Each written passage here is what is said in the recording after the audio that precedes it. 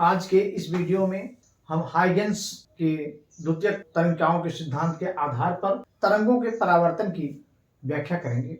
यहाँ देखें, यह जेड डैश एक परावर्तक तल है और ए बी एक तरंगाग्र है जो तिरछे जेड पृष्ठ पर गिरती है, आपतित होती है। इस तरंगाग्र का ए बी तरंगाग्र का सबसे पहले ए बिंदु जेड पर स्पर्श करता है।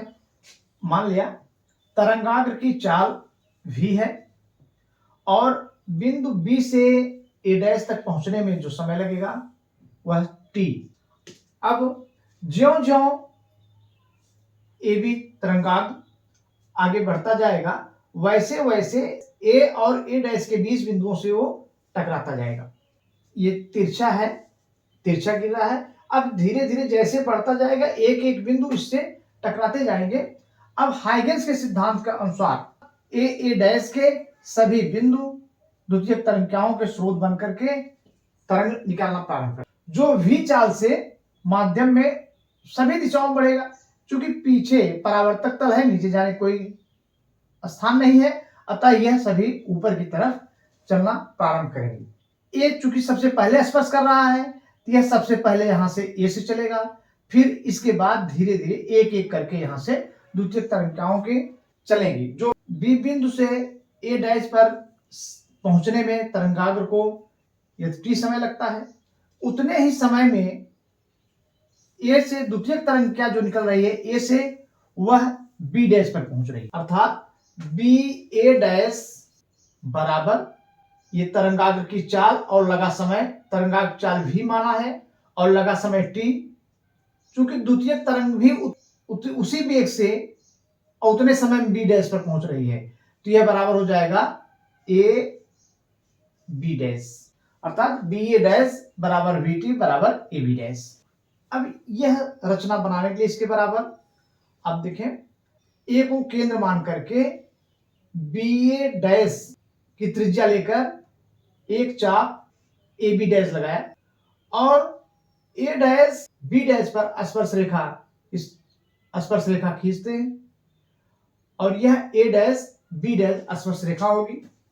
जैसे जैसे आपतित तरंगाग्र ए बी आगे बढ़ेगा वैसे वैसे ए डैश के बीच बिंदु की द्वितीयक बिंदु से जो द्वितीयक तरंगिकाएं निकलेंगी एक साथ ए डैश बी डैश पर स्पर्श करेंगी। अर्थात हाइगेंस के अनुसार आपतित वेव फ्रंट या आपतित तरंगाग्र ए बी के लिए परावर्तित तरंगाग्र ए डैश बी डैश है। आपतित तरंगाग्र ए बी और परावर्तित तरंगाग्र ए डैश बी डैश। अब समकोण त्रिभुज ए बी ए डैश, समकोण त्रिभुज ए बी ए डैश तथा A B dash A dash, A B dash A dash में ए डैश बराबर A B dash, B A dash बराबर ए बी डैश बराबर वी टी, चूंकि दिया है वी टी के बराबर यहां हमने निकाला है। कोण ए बी ए डैश, कोण ए बी ए डैश बराबर कोण A B A dash, A B dash A dash.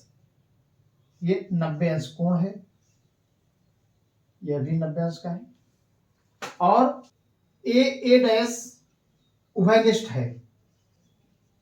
अतः त्रिभुज ए बी ए डैश तथा A B dash A dash आपस में सर्वांग सम है।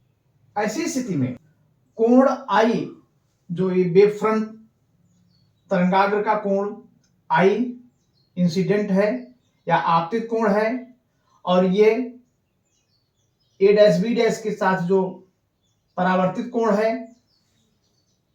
दोनों आपस में बराबर है। कोण आई बराबर कोण आर, अर्थात आपतन कोण बराबर परावर्तन कोण। ये वेव फ्रंट परावर्तक तल के साथ बना रही है, यह परावर्तित वेव फ्रंट तरंगांग परावर्तक तल के साथ बना रही है। यह परावर्तन का दूसरा नियम है। दूसरा नियम यहां देखें, A B A dash B dash ये कागज के तल में है, कागज के अतः अभिलंब भी कागज के तल में होगा।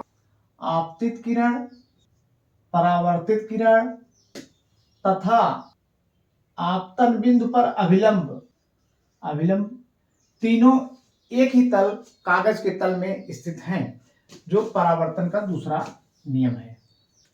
अतः परावर्तन का प्रथम नियम और ये परावर्तन का प्रथम नियम है। परावर्तन का प्रथम नियम और परावर्तन का द्वितीय नियम दोनों हाइगेंस के द्वितीयक तरीकाओं के सिद्धांत द्वारा सिद्ध होता है।